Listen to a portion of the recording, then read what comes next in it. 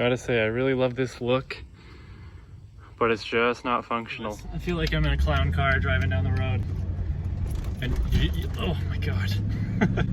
Yeah, this is not gonna be good. What's going on, guys? Welcome back to Monument Auto. Today's going to be a pretty quick video. I'm just going to be installing some lowering links as well as wheel spacers, possibly debadging the car a little bit. Haven't fully decided on that yet. And then also installing new black zinc coated lug nuts because mine are super old and rusty. So stay tuned and let's get started. All right, first things first, of course, you have to jack up the car and get the wheel off. And then if you take a little closer look inside, right up here, this is the ride height sensor, and then this is the link that connects the suspension to the ride height sensor. And so we're going to be replacing this part. So essentially all you have to do is pry this part off of the little ball up here.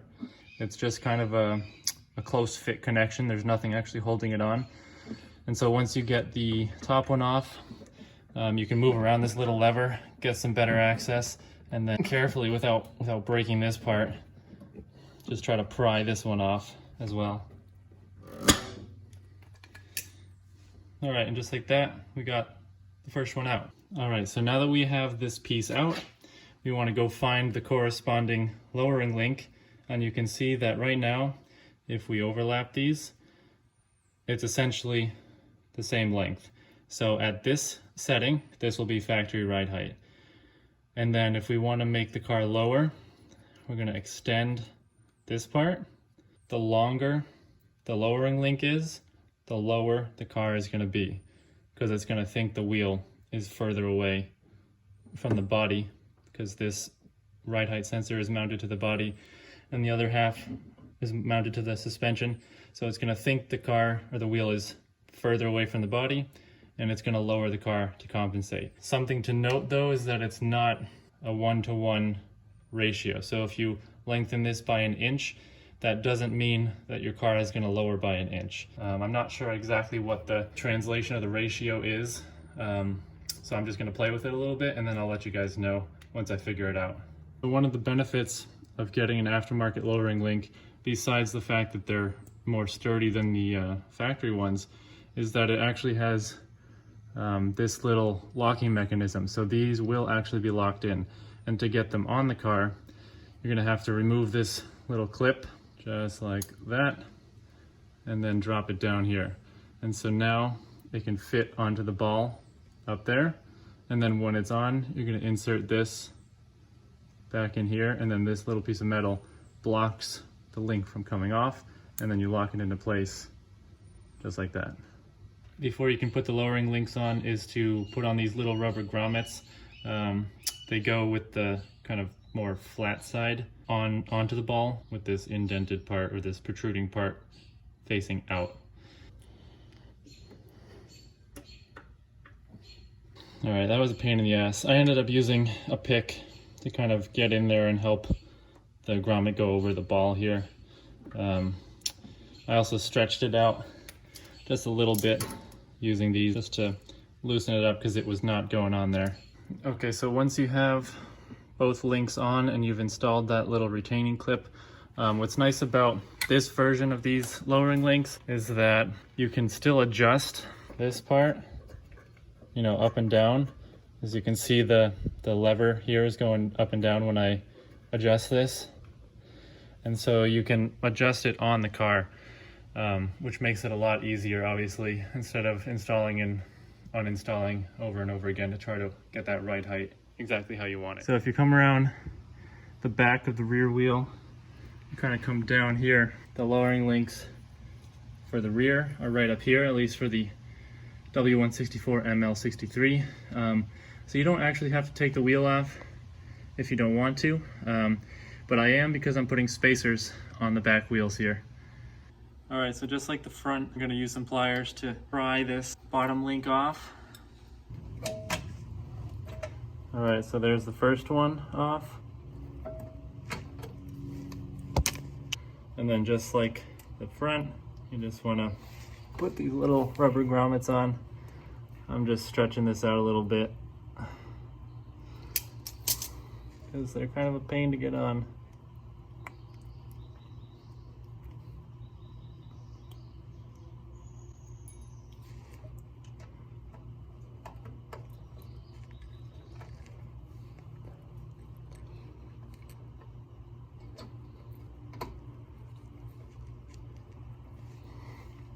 All right, and then once you've got both ends attached and the locking mechanism in, just like the front, you know, if you just extend this out or retract it, then you use these two locking nuts to hold it in place. I'm not gonna, you know, pick a length now because I'm not sure what it needs to be. You know, once I get all of them installed, I'll play around with it a little bit.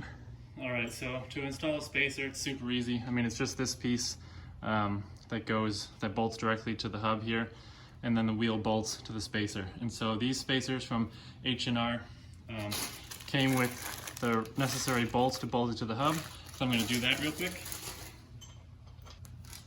Make sure to thread by hand at first, and then I'm gonna get out my torque wrench and tighten these down to, I would assume, at least what you normally tighten your lug nuts to. In my case, it's around like 100 foot-pounds. Real quick, here's the lug nuts that I'm replacing. You know, these are the old ones, and they're still fine. You know, they just have a little bit of you know, marking on the edges from so many times being removed. And then these are the new ones. I just figured go with something a little cleaner, a little better looking, and then I'll hold on to the originals, of course, in case something ever happens with the aftermarket ones. First looks at the spaced out rear wheels. I feel like that looks pretty good. Obviously it's still sitting super high because the air suspension hasn't adjusted yet. But that definitely does stick out a little more. It's just about flush with those flared fenders. I think it looks pretty good so far. All right, just started the car, so the airmatic is adjusting itself. It looks like the rear wheel has settled right about here, which I actually really like the look of. I think that's pretty good. So I might not change that one. I'll just have to go tighten it up, and then I'll measure that gap, and we'll see what the other side looks like. So this one's actually looking pretty good too. Not very much of a wheel gap there. Maybe it could go a touch lower on this side. And then I'll definitely have to adjust the front. That's a little lower than normal, but I think we could go a little lower than that even. And on this side, same thing. Could still be a little bit lower probably without running into any turning radius issues. All right, so I'm not sure exactly what proper protocol is here, but I'm just gonna measure from the ground kind of straight up through the center cap to where the fender is. So we're at about 30.5 inches on this side. And now I'm gonna go check the other side. This one we're at 31 inches. So this side technically could come down a little bit, or the other side could go up about 1/2 inch. All right guys, so we're sitting at about 31 inches floor to fender in the rear, and then we're at about 30.25 in the front, at least in its kind of resting state. And that does rub the inner fender lining a little bit with full wheel lock. So I could either raise that a little or see how it drives first. All right guys, driving the car right now, and it is definitely more bouncy, like too bouncy. I'm gonna have to raise it up a little bit or change something because this is kind of ridiculous. I feel like I'm in a clown car driving down the road because every little bump is just like amplified. Oh my God. Yeah, this is not gonna be good. Might have to invest in the lowering module, electronic lowering module. I don't know if I can get used to this level of bounciness. It's pretty bad. All right, so after driving around for a little while, I'm definitely gonna raise the car a little bit, if not go back to stock. This is kind of ridiculous. Like, it's almost unsafe. Like, if I hit a decent bump, it bounces me around so much that I don't feel comfortable controlling the car. I think if this was a show car, you know, that I didn't drive every day, I absolutely would keep it lowered like this, but this is too much. It's not comfortable. I don't feel like it's very safe, and I think I'm gonna at least raise it, if not switch it back to stock. Gotta say, I really love this look, but it's just not functional.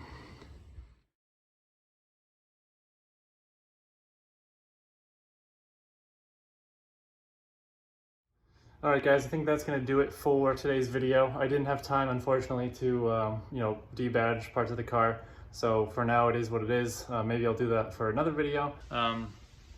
But anyway, that's all I have time for today. I'll continue to make adjustments and keep you guys posted and let you know if I run into any issues with riding a little lower. Thanks for watching, and I'll catch you in the next one.